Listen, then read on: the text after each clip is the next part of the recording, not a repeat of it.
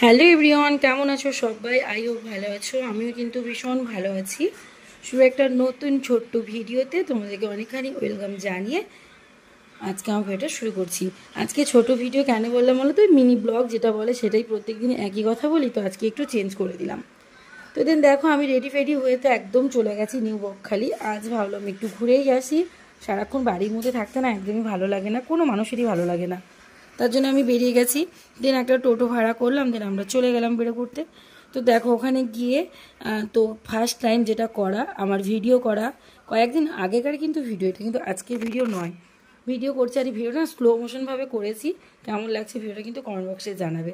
Actually আমার মনে হয় যেন স্লো মোশনের থেকে এমনি ভিডিওটা বেশি ভালো লাগে, আর সময় ক্ষেত্রে স্লো মোশন করলে কিন্তু তখনই ভালো লাগে। তো যাই হোক, চলো তোমাদের কেমন লাগলো অবশ্যই কমেন্ট বক্সে জানাবে। তো দেন দেখো এই জায়গাটা ঘুরলাম ফিরলাম তোমাদেরকে দেখাচ্ছি। তো জাস্ট ওয়াও, ঝাউ বাগানটা দেখো, মানে কিছু বলার নেই। এখানকার ভিউটা এত ভালো লাগছে, সেটা তোমরা না দেখলেই বুঝতে পারবে না। যারা আসো বা আশেপাশে আছো তারা তো সব সময়ের জন্য দেখতে পাও কিংবা দেখেছো, আবার যারা দেখোনি কখনো তাদেরকে বলছি তোমাদের কেমন লাগলো অবশ্যই কমেন্ট বক্সে জানাবে। আর আমার ভিডিওটা তোমরা কোথা থেকে কে দেখছো কমেন্ট করে জানিও তো। তো চলো দেখো এখানকার ভিউটা এত সুন্দর লাগছে।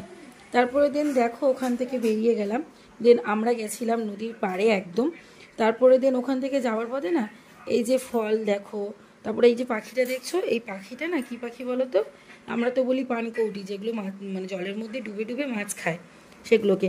তো ওই পুকুরটার মধ্যে লেবেছিল কি ওখানে বসতে। তারপরে দেন আমি একটু ভিডিও করলাম, ওখানে দৃশ্যটা এত ভালো লাগছে তোমাদের সঙ্গে শেয়ার করলাম। এই আজকের ভিডিও ছিল। তারপর দেন বলো তো এই ফলটা কী ফল? তোমরা যদি জেনে থাকো অবশ্যই কমেন্ট বক্সে জানাবে। তোমরা জেনে থাকবে অবশ্যই, আর কিংবা আমি দেখিয়ে দিচ্ছি তোমাদেরকে।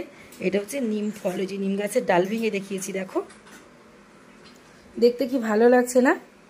এই প্রাকৃতিক দৃশ্যগুলো দেখতে এত ভালো লাগে, সত্যি বলার মতন কিছু নেই, প্রাকৃতির কোনো বিকল্প হয় না। তো চলো তোমরা দেখে নাও একে একে করে সবটাই। তো তারপরে দিন নদীর পাড়ের কাছে গেছিলাম, গিয়ে আমি ওখানে দাঁড়িয়েছিলাম। দাঁড়িয়ে থাকার পর ওখানেও একটু স্লো মোশন ভিডিও করলাম, দেখি কেমন লাগছে। সত্যি খুবই খুবই ভালো লাগছে।